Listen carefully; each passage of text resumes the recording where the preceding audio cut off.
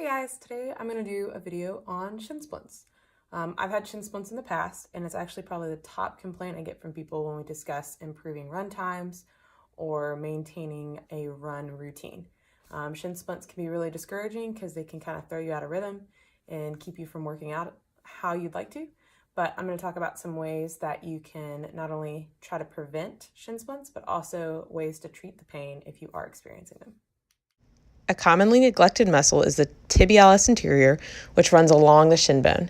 This, in conjunction with the calf muscles, need to be stretched and foam rolled to alleviate pain. Often when people think they're experiencing shin splints, it's some sort of pain associated with the tibialis anterior. The first things you need to consider if you're getting shin splints are your running shoes or your boots if you're in the military and you do a lot of wrecking. If you're not changing out your shoes approximately every 6 months, you might be inducing more pain than you need to be because bad shoes will translate into shin splints. They have for me in the past, and I know that happens to a lot of other people as well. So my first recommendation is check how old your shoes are, and if they're old, it's time to trade them in for a new pair.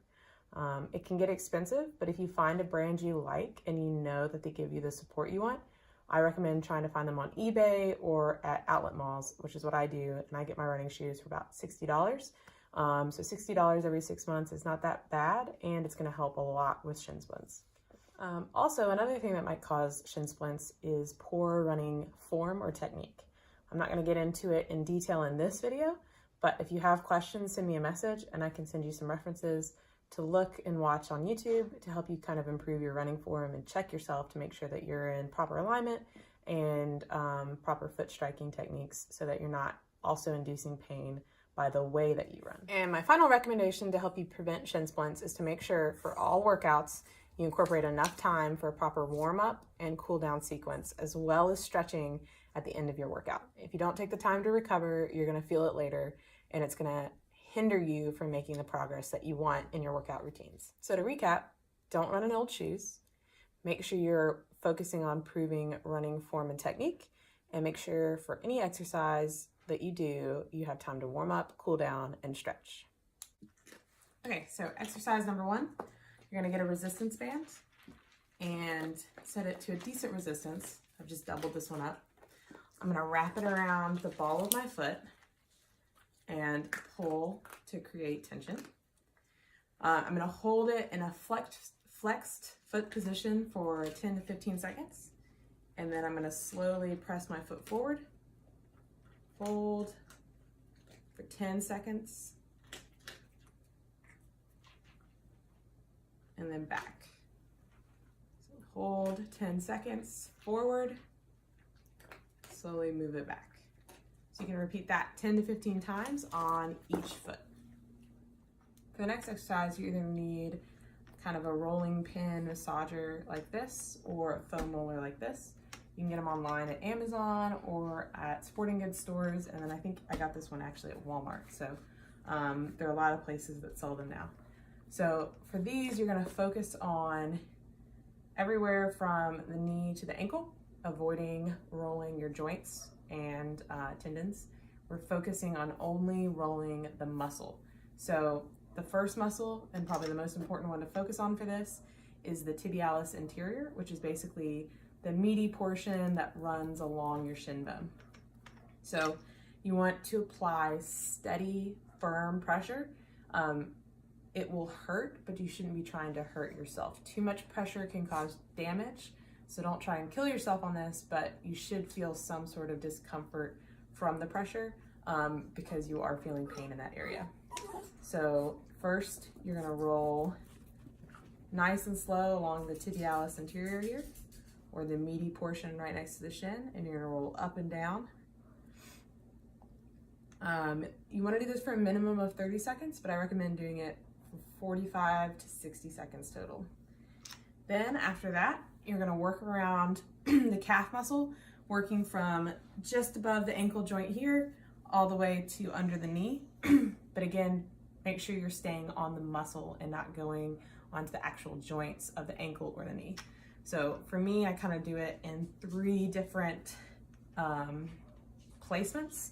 So the outside of the calf, then directly under the calf muscle here, And for me, I have to focus a lot down on the bottom, right near my ankle. Hi, can I help you? And then right here on the inside of the calf muscle. Again, you can do that with the massage roller pin. That's my favorite way to do it. Or I'll show you how to do it with the foam roller itself. Okay, to foam roll the calf, I gently place one leg over top of the other, support myself sitting on my butt, and I slowly work my way down the foam roller, rolling left to right, kind of contradicting or perpendicular to the muscle, all the way down to right above the ankle, and then back up. If I feel a place that's especially tight, I'll kind of focus on that, and then just continuing to roll up the leg towards the knee, stopping before you reach the knee, and then back down. To reach the tibialis anterior, I'll get into a kneeling position. Again, we're focusing for that meaty part along the shin bone. Balance on your hands here. Press your weight onto the foam roller. Slowly roll down to the ankle, and then back up. Ooh, feels good. Again, you're gonna wanna do this for 30 to 45 seconds at a minimum. And then repeat it. Depending on time available, I recommend repeating at least three times, but anywhere from 3 to 5 times on each leg. If you don't own a foam roller or a massage roller, I'd recommend buying one, but until then you can also use a tennis ball or a lacrosse ball. It's gonna give you a little more focus pressure on the muscle, but again, you can just place it along the muscle that you're trying to work and just slowly roll up and down on it. And finally, we're gonna go over some stretches you can do without any equipment. So first, you're gonna come on to your knees and your flexed toes. Sit back on your heels. And I like to just sit here and stretch out the bottom of my feet because that is an area I feel a lot of pain. And stretching that out actually helps with pain through the rest of my leg and with running. So I'll sit here and then I'll kind of support myself on my hands and lean back, pushing the knees forward just a little bit and hold at the top. The next stretch is just going to be coming into kind of a crouching position, just like this, and rocking forward. You should feel the stretch in your ankle, and then as well as along the calf muscle and the tibialis anterior. You super needed it, Dad, huh? And then you can just kind of rock forward and hold. And for one of the final stretches, you're gonna go to the standing position, get into a split stance, flip the foot so that the toes are down, and then apply slight pressure by kind of leaning forward into the stretch. And you should feel the stretch through the top of your foot, ankle, and then into the shin and calf area. Again, you wanna hold stretches for a minimum of 30 seconds, but anywhere up to 45, 60 seconds is probably best.